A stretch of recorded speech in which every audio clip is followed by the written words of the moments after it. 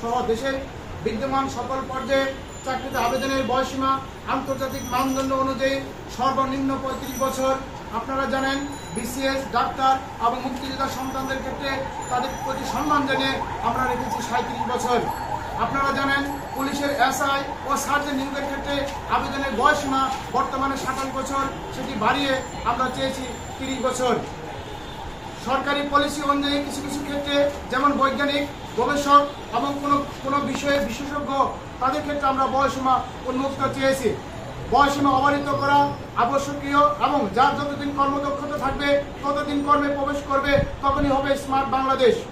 প্রিয় সাংবাদিক ভাই বোনেরা, যথাবিহিত সম্মান প্রদর্শনপূর্বক সবিনয় নিবেদন, আপনাদের প্রতি চাকরিতে আবেদনের বয়সীমা স্থায়ীভাবে বৃদ্ধি চাই, অর্থাৎ আন্তর্জাতিক মানদণ্ড অনুযায়ী 35 চাই। তার এই ধারাবাহিকতায় 30 আগস্ট 2023 থেকে লাগাতার কর্মসূচির অংশ হিসেবে দাবি বাস্তবায়নের জন্য সরকারের দৃষ্টি আকর্ষণ করে মাননীয় শিক্ষামন্ত্রী মহোদয়ের জনপ্রশাসন মন্ত্রণালয় বরাবর ডিও লেটার প্রদান করেছেন।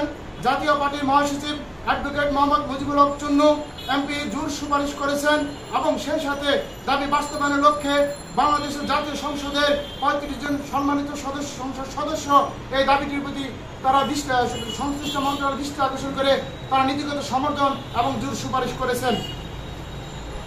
প্রিয় সাংবাদিক ভাই বোনেরা, সেই সাথে দাবি বাস্তবায়নে 5 জন পেশাজীবী সংগঠন এবং 3 জন ছাত্র সংগঠন লিখিত সুপারিশ করেছেন আমাদের দাবি বাস্তবায়নের লক্ষ্যে।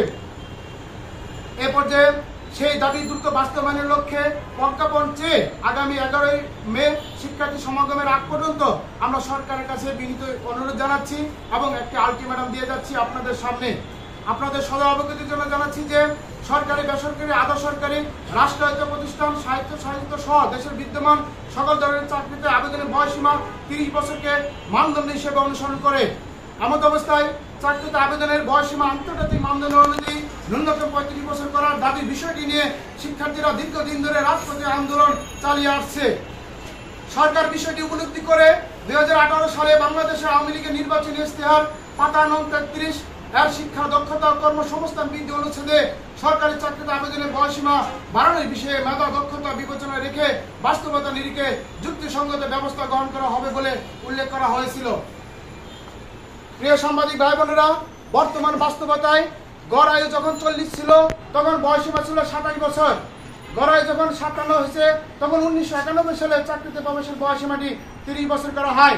এখন গড় আয়ু 73+ বছর, তাহলে বয়সীমা বৃদ্ধি এখন কতটা যৌক্তিক? প্রিয় সাংবাদিক ভাই বোনেরা, এবং গড় আয়ু বৃদ্ধির কারণে 2011 সালে অবসরের বয়স বৃদ্ধি করে 57 থেকে 59 বছর করা হয়। ফলে কোনো শূন্যপদ সৃষ্টি হলো না, অথচ সেই সময়েই চাকরিতে প্রবেশের বয়সীমাটি বৃদ্ধি করা কি যৌক্তিক ছিল না? প্রশ্ন আপনাদের কাছে। বাংলাদেশের সকল পর্যায়ে চাকরিতে আবেদনের বয়সীমা আজ থেকে 33 বছর আগে 1991 সালে 27 বছর থেকে 30 বছর উন্নীত করা হয়, যখন বাংলাদেশের মানুষের গড় আয়ু 97 বছর ছিল। বর্তমান বাংলাদেশের মানুষের গড় আয়ু বৃদ্ধি পেয়ে 73 বছর প্লাস বিদায় চাকরিতে আবেদনের বয়সীমা বৃদ্ধি করা যৌক্তিক বলে আমরা মনে করি। ডেমোগ্রাফিক ডিভিডেন্ড ও বাংলাদেশে বর্তমানে তার অপ্রতিরোধ্য উন্নয়ন অগ্রযাত্রায় এ বিশেষ ধাপ অতিক্রম করছে। এই ডেমোগ্রাফিক ডিভিডেন্ডের যথাযথ সুফল পাওয়ার জন্য প্রধান শর্ত হচ্ছে কর্মসংস্থান সৃষ্টির মাধ্যমে জনসংখ্যাকে মানব সম্পদে রূপান্তরিত করা। ভারত ও চীন সহ উন্নত বিশ্ব এই স্ট্র্যাটেজিকে অনুসরণ করে তারা সফল হয়েছে। প্রিয় সাংবাদিক ভাই বোনেরা, কোভিড-19 কারণে প্রায় 2.5 বছর যাবৎ তেমন কোনো নিয়োগ বিজ্ঞপ্তি প্রকাশ হয়নি এবং নিয়োগ পরীক্ষাও অনুষ্ঠিত হয়নি। উপরন্তু বাংলাদেশ থেকে লকডাউন উঠিয়ে নেওয়ার পর থেকে প্রতি সপ্তাহে 10 থেকে 15টি বা ততোধিক পরীক্ষা একই দিনে আপনারা দৃশ্যমান দেখেছেন, একই সময় অনুষ্ঠিত হয়েছে, যার ফলস্বরূপ পরীক্ষা থেকে বঞ্চিত হয়েছে অজস্র চাকরি প্রত্যাশী ভাই বোনেরা। কোভিড-19 শুরুতে যাদের বয়স 27 থেকে 29 বছর ছিল, তাদের বয়স এখন 30 বা ততোধিক। ফলে চাকরিতে প্রার্থীগণ বাস্তবিক অর্থে প্রতিযোগিতামূলক পরীক্ষায় 30 বছরের পরিবর্তে 27.5 বছর পেয়েছে।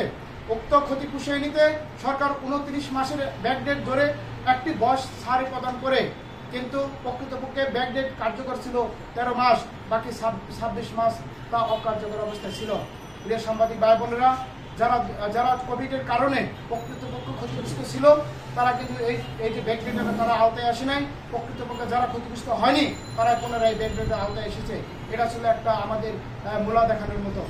প্রিয় সাংবাদিক ভাই বোনেরা, বিশ্বের প্রায় 162টি দেশে চাকরিতে আবেদনের বয়সীমা কমপক্ষে 35 বছর। তার মধ্যে কিছু কিছু দেশ উন্মুক্ত। দক্ষিণ এশিয়ার দেশগুলোর মধ্যে আমাদের পার্শ্ববর্তী দেশ ভারত পৃথিবীর সবচেয়ে জনবহুল দেশ হয়েও বিভিন্ন রাজ্য ভেদে চাকরিতে আবেদনের সর্বোচ্চ বয়সীমা 45 বছর।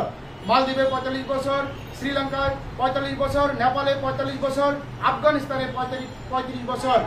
ভারত সহ বিশ্বের উন্নত রাষ্ট্রগুলো অনেক গবেষণা করে চাকরিতে আবেদনের বয়সীমা আন্তর্জাতিক মানদণ্ড মেনে ন্যূনতম 35 বছর করেছে।